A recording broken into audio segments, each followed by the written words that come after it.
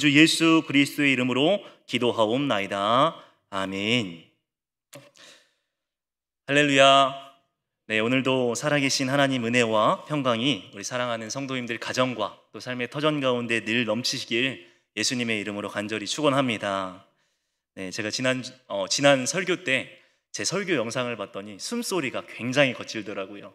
얼마나 긴장을 많이 했는지 숨소리가 거칠었는데, 오늘은 성령 충만함으로 또 예배를 잘 설교를 준비하면서 인도하도록 하겠습니다.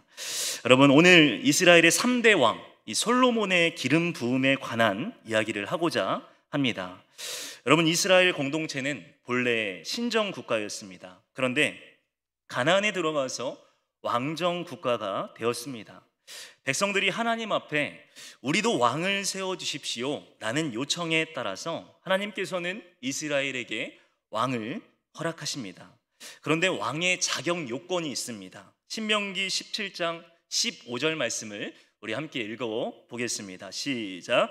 반드시 내 하나님 여호와께서 택하신 자를 내 위에 왕으로 세울 것이며, 내 위에 왕을 세우려면 내 형제 중에서 한 사람을 할 것이요, 내 형제 아닌 타국인을 내 위에 세우지 말 것이며. 아멘. 왕은 하나님이 택하셔야 합니다. 그리고 다른 나라처럼 민주적인 절차, 다수결, 인기투표로 왕을 뽑는 것이 아닙니다. 오직 왕의 주권에 있어서는 하나님이 임명하시는 것을 말씀해 주고 있습니다. 이것은 세상과 다른 법칙을 이야기해 주는 것입니다. 근데 여러분, 우리가 동네의 이장, 동장을 뽑더라도 투표로 뽑지 않습니까? 학생들은 학교에서 회장 투표도 다수결로 뽑게 됩니다. 그런데 이스라엘은 특별하게 하나님이 택하신 자만이 왕이 되는 것입니다. 신명기 17장에 따르면 왕을 택할 때에 오직 이스라엘 사람을 택하라고 말씀해 줍니다. 타국인은 안 된다는 것입니다. 이는 외국인을 무시해서가 아니라 이스라엘을 구별하여서 영원토록 이스라엘을 지키기 위한 법이었습니다. 그러므로 차별이 아닌 구별이 되는 것입니다. 우리도 교회 안에서 이 일꾼을 세울 때에 생판 모르는 사람을 교회의 리더로 세우지 않습니다. 장로님, 권사님, 안수 집사님을 뽑을 때 무흠의 신앙인으로서 우리 교회를 사랑하고 교회의 권위를 인정하고 또 교회에 헌신 충성하는 자를 뽑게 되는 것입니다. 이처럼 이스라엘의 왕은 내국인을 뽑는 것은 이스라엘의 구별됨을 이야기하는 것이죠. 특별한 구별을 통해서 이스라엘 민족의 정통성을 이어나가기를 바라는 하나님의 말씀인 것입니다.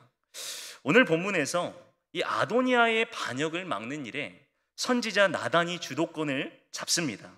그리고 밧세바는 다윗이 그녀를 처음 본 순간부터 말년에 이르기까지 가장 사랑하고 총애받는 여인이었음을 보게 됩니다. 오늘 1장 말씀을 보면 아도니아가 대중이 택했다라고 말씀해 주고 있어요. 그런데 실제로 왕이 된 것처럼 보이지만 아도니아가 기름 부음을 받았다던가 왕의 직위를 받았다라는 말씀은 나와 있지 않습니다. 여러분, 권력과 부가 뭐라고 자신의 육신의 아버지 다윗을 제쳐두고 자신 스스로 왕이 되고자 하는 반역을 일으키고 있는 것이죠. 아도니아의 욕심과 교만은요, 하늘을 찔렀을 것입니다. 그리고 온통 자기 세상으로 비추어졌을 것입니다. 이 아도니아는요, 속된 말로 아버지를 제쳐두고 제끼고 자신만의 왕국을 건설하게 된 것입니다. 이때에 나단 선지자가 솔로몬의 어미 밧세바를 찾아옵니다. 아도니아가 왕이 되었음을 듣지 못했습니까? 라는 말을 전합니다. 이는 이 사태의 심각성과 충격을 전하고 있는 것이죠. 나단 선지자가 밧세바에게 상황을 전하기 전까지 다윗과 밧세바는요, 이 상황을 아무렇게도 알지 못했습니다. 아마도 나단은 아도니아가 왕이 된 상황에서 솔로몬의 생명을 구원하기 위해서 빠른 조치를 했던 것으로 보여집니다. 빨리 솔로몬이 왕이 될 수 있도록, 그의 생명을 구하도록 밧세바를 통해 다윗에게 그 조치를 취할 수 있도록 한 것으로 보여집니다. 역대상 22장 9절 말씀을 우리 한번 읽어 보겠습니다. 시작. 보라, 한 아들이 내게서 나리니 그는 온순한 사람이라. 내가 그로 주변 모든 대적에게서 평온을 얻게 하리라. 그의 이름을 솔로몬이라 하리니 이는 내가 그의 생전의 평안과 안일함을 이스라엘에게 줄 것임이니라. 아멘. 나단의 조언대로 이 밧세바는 다윗 왕이 솔로몬을 다음 왕으로 세우겠다는 약속을 회상하도록 하고 있는 것입니다. 그리고 나단은 밧세바와 자신이 증인되어서 솔로몬이 왕이 될 것을 전했던 약속에 대해 확실히 증언하겠다고 약속하고 있습니다. 여러분, 우리는요, 무언가 내 눈앞에 있는 일을 처리할 때에 나단과 같이 때를 분별하지 못할 때가 참 많이 있습니다. 그리고 지혜가 부족할 때가 많습니다. 저 또한 상황이 급박해지면 두서가 없이 행동할 때가 있습니다. 그리고 제 성격대로 급한 대로 행동할 때가, 처리할 때가 있습니다. 그런데 나단은요, 앞으로의 상황을 내다봅니다. 하나님께서 주신 지혜 가운데서 참으로 민첩하고 하나님이 주신 일을 감당하는 것들을 보게 되는 것입니다. 여러분, 나단의 말대로 밧세바는요, 다윗 왕에게 아도니아의 반역을 잘 설명합니다. 어떤 말을 전합니까? 20절 말씀입니다. 제가 읽어드립니다. 내 주 왕이여, 온 이스라엘이 왕에게 다 주목하고 누가 내 주 왕을 이어 그 왕위에 앉을지를 공포하시기를 기다리니이다. 아멘. 지금 밧세바가 다윗 왕에게 전하는 말입니다. 지금 빨리 공포해 주셔야 됩니다. 솔로몬의 생명이 위협 가운데 있습니다. 그런 말을 전하고 있는 것입니다. 그리고 후계자가 누가 될 것인지 공언하라고 재촉하고 있는 것입니다. 밧세바는 이 솔로몬이 아도니아로 말미암아 정치적 죄인이 되고 위협에 처할 수 있음을 예견하고 빨리 솔로몬 왕에게 이 지위를 공포하라고 말씀한 것이죠. 그리고 그때에 맞춰서 나단 선지자가 다윗 함께로 들어갑니다. 바톤 터치를 하는 거예요. 왕에게는 한 사람 한 사람씩만 들어갈 수 있었던 것입니다. 다시 밧세바가 나오고 나단이 들어갑니다. 나단이 들어가서 다시 똑같은 말을 리바이벌 합니다. 어떤 말입니까? 열왕기상 1장 29절 30절 우리 함께 읽어보겠습니다. 시작. 왕이 이르되 내 생명을 모든 환난에서 구하신 여호와께서 살아계심을 두고 맹세하노라. 내가 이전에 이스라엘의 하나님 여호와를 가리켜 내게 맹세하여 이르기를 내 아들 솔로몬이 반드시 나를 이어 왕이 되고 나를 대신하여 내 왕위에 앉으리라 하였으니 내가 오늘 그대로 행하리라. 아멘. 똑같은 말을 이 나단 선지자가 다윗 왕에게 말씀하니 어떻게 됩니까? 다윗이 그대로 공포하는 모습을 보게 됩니다. 모든 환난에서 구원하신 하나님의 이름을 들어서 광야에서 지켜주셨고 어떠한 위협에서 지켜주셨던 그 하나님의 이름을 들어서 여호와의 이름을 호소하면서 솔로몬을 왕으로 세우는 것들을 보게 됩니다. 하나님의 축복을 그대로 약속하고 솔로몬이 자신의 뒤를 이어서 왕이 될 것을 선포하고 있습니다. 사랑하는 여러분, 솔로몬은요 역대 왕들과는요 전혀 다른 인물이 될 것을 이미 예견되어 있습니다. 하나님의 영원하신 왕권이 이미 약속되었습니다. 다윗 언약을 통해서 다윗 가문의 후계자들이 영원한 하나님의 왕국이 세워질 것을 이미 약속받았습니다. 그러한 자가 왕이 될 것이니 얼마나 다른 왕이 될 것입니까? 성경을 보면 이 솔로몬에게 삼무와 소밥, 나단 이 세 형제가 있었습니다. 그리고 솔로몬은 다윗이 예루살렘에서 통치할 때 태어난 사람이고 다윗이 헤브론에서 통치할 때 낳은 6명의 이복 형제도 있었습니다. 그러나 오늘 솔로몬은 많은 형제들 가운데서 하나님의 약속 가운데 택하심을 받고 왕이 된 것입니다. 사랑하는 여러분, 이 솔로몬은 다윗 초기의 정권에 어려웠던 시절을 잘 몰랐을 것이죠. 그러나 그 솔로몬이 세상을 충분히 이해할 수 있는 나이에 이르자 이스라엘은 이미 튼튼한 왕국이 되었습니다. 그리고 아버지로부터 이 왕국을 물려받게 되는 것입니다. 솔로몬은 어려서부터 많은 교육과 혜택을 누렸을 것이고 솔로몬의 외모에 대한 기록은 없지만 솔로몬이 믿음이 있었고 지혜로운 왕이었음을 성경 곳곳에서 말씀해주고 있습니다. 솔로몬이 태어났을 때부터 여호와의 지시에 따라서 나단 선지자로부터 여호와께서 가장 사랑하는 아들이라는 것을 말씀해 주었죠. 그래서 그의 이름을 여디디야라고 하지 않았습니까? 그리고 솔로몬은 하나님의 부르심에 따라 왕이 됩니다. 사랑하는 여러분, 우리의 앞길은요, 누구도 장담할 수 없습니다. 그러나 왕이 되어 앉으리라는 다윗을 통한 여호와의 약속은요, 변치 않습니다. 우리는 장담할 수 없는데 하나님이 약속하신 것은 장담할 수 있는 줄 믿습니다. 하나님께서 우리에게 주어진 약속은 영원히 변치 않으시는 약속이 되는 것입니다. 아무리 악인 아도니아와 같은 인간의 술수와 방법으로 바꾸어 보려고 할지라도 하나님의 약속은 끊을 수 없는 것을 보게 되는 것입니다. 여러분, 여기서 나단 선지자의 개입 왜 중요할까요? 왕이 하나님의 말씀을 대언하는 이 선지자의 감독을 무조건 받아야 되는 것입니다. 왕정 국가가 되었지만 여전히 이스라엘은 신정 통치 국가이기 때문입니다. 그러므로 선지자의 감독을 받지 않으면 왕은 하나님의 대리 통치자로서의 왕의 임무를 완전하게 임무 수행을 할 수 없는 것입니다. 그런 까닭에 이스라엘의 왕정이 세워지면서 이 선지자의 역할이 굉장히 중요하게 되었습니다. 그래서 우리는 열왕기상 하를 살펴보면서 선지자와 왕의 그 통치를 같이 보아야 할 것입니다. 사랑하는 여러분, 우리의 인생도요, 이런 위기를 맞을 수 있습니다. 다윗과 솔로몬과 같은 위기 상황이 우리에게 있을 수 있습니다.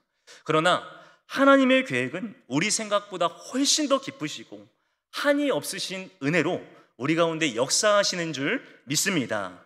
그러므로 사랑하는 여러분, 솔로몬의 이름과 같이 우리의 인생도 여호와께서 깊이 사랑하시는 인생인 줄 믿으시길 주의 이름으로 소원합니다. 여러분, 저는요 11월만 되면 생각나는 큰 사건이 있습니다. 바로 연평도 포격전입니다. 2010년도 11월 23일 날 오후 2시 30분경에 연평도 섬에 170여 발의 폭탄이 날아왔습니다. 연평도 포격 도발은 이 한국 전쟁 이래에 민간 상대로 한 첫 대규모 군사 공격 사례였습니다. 이 과정에서 해병대원 2명이 사망했고 16명이 중경상에 입었고 또 민간인 2명이 사망했고 10명이 부상을 입었습니다. 13년 전 연평도 섬에서 제가 있었습니다. 그래서 연평도 섬에서 근무를 하고 있었고 저는 전역을 4일 앞둔 최고 선임 병장이었습니다. 사실 이 포탄이 떨어진 날을 기준으로 다음 날에 인천으로 가서 전역할 예정이었습니다. 그래서 이틀을 남겨놓고 3일을 남겨놓고 포탄이 터졌던 것이죠. 이 전역을 눈앞에 두고 제 눈앞이 이렇게 막막했습니다. 그런데요, 연평도의 건물들이 무너지고 또 산과 건물들이 불타는 모습을 제 눈으로 보게 되었습니다. 그런데요, 전역이 생각이 안 나더라고요. 어떤 것이 생각나는지 아십니까? 전쟁이 생각납니다. 전쟁이 어떻게 이루어지고 나는 전쟁에 어떻게 나갈 것인가, 그것이 생각이 나더라고요. 그리고 그것보다도 저는 그런 기도를 했습니다. 하나님, 왜 나에게 이런 시련을 주십니까?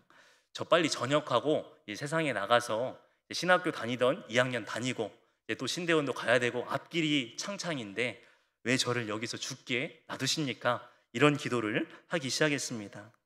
그런데요, 또 깊은 기도가 나오기 시작했어요. 저의 기도는 이런 기도였습니다. 하나님, 저의 죄를 사하시고 긍휼히 여겨 주옵소서.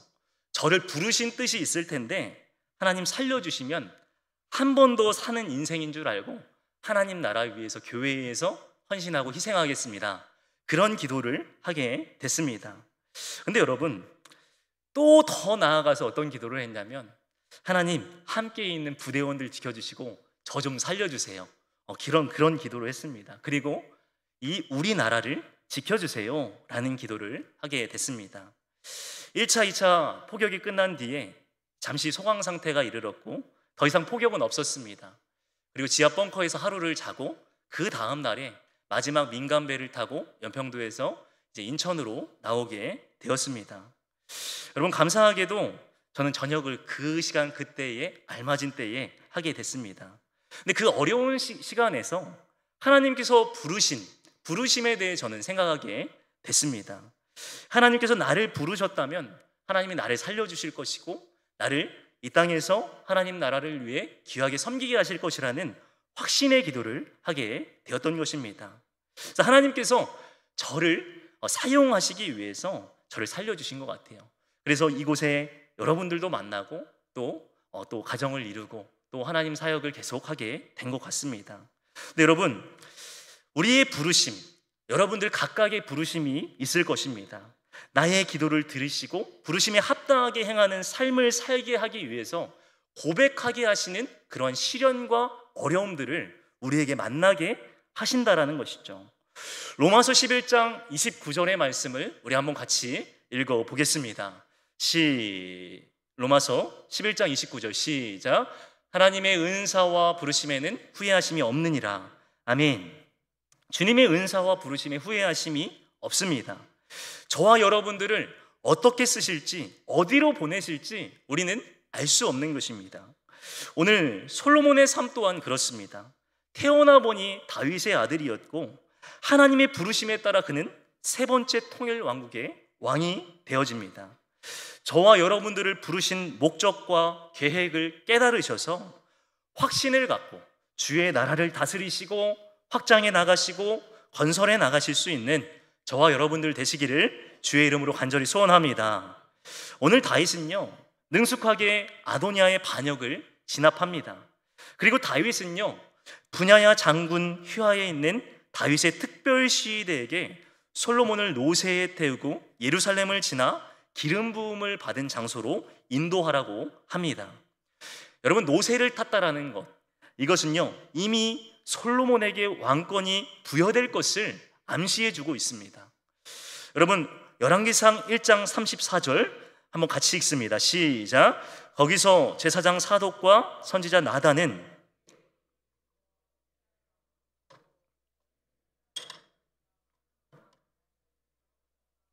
아멘.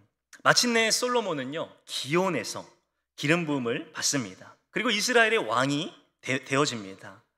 솔로몬이 다윗의 명에 따라 제사장 사독과 선지자 나단에게서 기름 부음을 받았다라는 것은 왕으로서의 정통성을 얻게 되는 것입니다. 여러분, 모든 것이요 주님의 뜻 가운데 있다라는 것이죠. 아무리 왕이 되려고 해도, 왕자에 오르려고 발버둥을 치더라도 하나님이 부르시지 아니하시면 우리의 수고는 헛된 것이 됩니다. 솔로몬은 이제 합법적으로 기름 부음을 받습니다. 이제 솔로몬이 왕이 되었다라는 소식이 아도니아에게도 전해집니다. 어떤 식으로 전해집니까? 아도니아가 있던 장소가 에르노겔이라는 장소입니다. 솔로몬이 기름 부음을 받은 장소가 기온이라는 장소죠. 그런데 이곳의 거리는요 불과 650m밖에 되지 않습니다. 그러면 많은 사람들이 함성을 지르고 올라가서 피리를 불고 그 땅이 갈라질 듯한 소리를 내니 그 소리가 그곳에 들리지 않았겠습니까? 아마 그 소리로 인하여서 아도니아는 큰 두려움 가운데 쌓였을 겁니다. 열왕기상 1장 40절 제가 읽어드립니다. 모든 백성이 그를 따라 올라와서 피리를 불며 크게 즐거워함으로 땅이 그들의 소리로 말미암아 갈라질 듯하니. 아멘. 여러분, 그 큰 소리로 말미암아 아도니아와 그와 함께한 손님들이 그 소리를 듣고 뿔뿔이 흩어지게 됩니다. 여러분, 이때에 제사장 여호야다의 아들 요나단이 와서 자세한 소식을 아도니아에게 전합니다. 아도니아는요 이 소식을 듣고 지금까지 자신이 해왔던 노력들과 탐심들이 주마등처럼 떠올랐을 겁니다. 아, 망했다. 내 뜻이 결국은 이루어지지 않았구나 라는 생각을 했을 것입니다. 다윗이 솔로몬의 왕위를 공식화했고 모든 백성들이 솔로몬을 향해서 환호를 지르는 상황 가운데서 자신이 할 수 있는 일이 아무것도 없었을 것입니다. 뭐 장군도 부르고요, 제사장도 부르고 많은 참모도 불렀지만 그것이 다 물거품이 된 것입니다. 사랑하는 여러분, 자신의 힘을 의지하고 많은 계획으로 자신의 왕위를 지키려 했으나 결코 그렇게 될 수 없었습니다. 오늘 1장 49절 말씀을 보면 이렇습니다. 아도니아와 함께 한 손님들이 다 놀라 일어나 각기 갓길로 간지라. 아멘. 여러분, 그 사람들이 다 흩어지게 됩니다. 왜냐하면 숙청을 당할 수도 있었기 때문입니다. 겁에 질린 아도니아의 행동은요, 더 가관입니다. 한 번도 기도했다라는 이야기가 없는데 그가 처음으로 성막을 향하여 갑니다. 그리고 성막들에 있는 놋 제단의 뿔을 잡고 보호를 요청합니다. 어떤 보호입니까? 저를 살려주십시오. 근데 여러분, 연평도 포탄을 맞고 벙커에 있으면요, 살려주십시오, 죄를 용서해 주십시오, 그 기도가 나오게 되는 것입니다. 왜냐하면 우리 모두가 간사하기 때문입니다. 그러한 인간의 허영심과 욕심 또한 하나님이 굴복하게 하시는 것들을 보게 되는 것입니다. 자신의 멋대로 마음대로 살다가 큰 시험과 환란이 오면은요, 우리는 제단뿔을 잡으며 목숨을 구걸하는 아도니아와 같이 그저 생존을 위한 신앙생활을 하게 되는 모습을 우리 스스로 볼 수도 있는 것입니다. 사랑하는 여러분, 우리를 부르신 목적에 따라서 우리가 생존을 위해 사는 것이 아니라 부르심을 위해 살아가는 저와 여러분 되시기를 주의 이름으로 소망합니다. 우리 모두가 이 주님이 부르신 방법으로 살아가고, 나아가서 주님이 주신 권력을 쟁취하려는 것이 아니라 주님이 주신 것에 만족하면서 그것을 누리며 살아갈 수 있는 우리의 인생이 되어야 되는 것입니다. 나를 부르신 위치와 자리를 만족하시고 또 감사하시고, 나를 부르신 그때에 아멘으로 순종하고 헌신하고 충성하시는 저와 여러분이 되시길 예수님의 이름으로 간절히 소원합니다. 여러분, 하나님께서 왕을 세우실 때를 보십시오. 사울도 다윗도 솔로몬도 자신 스스로 왕이 되려고 노력하지 않았습니다. 하나님이 사람을 통해서, 선지자를 통해서 하나님의 뜻을 따라 그들을 세우는 것들을 보게 됩니다. 베드로전서 2장 9절의 말씀, 우리 한 목소리로 읽어보겠습니다. 시작. 그러나 너희는 택하신 족속이요 왕같은 제사장들이요 거룩한 나라요 그의 소유가 된 백성이니 이는 너희를 어두운 데서 불러내어 그의 기이한 빛에 들어가게 하신 이의 아름다운 덕을 선포하게 하려 하심이라. 아멘. 여러분, 우리는요 모두가 왕같은 제사장이 되는 것이죠. 하나님의 백성입니다. 우리도 기름 부음을 받은 영적인 제사장입니다. 그리고 우리는 이제는 세상의 방법이 아니라 하나님의 뜻을 따라서 나아가야 되는 그러한 부르심을 따라 살아가는 청지기들입니다.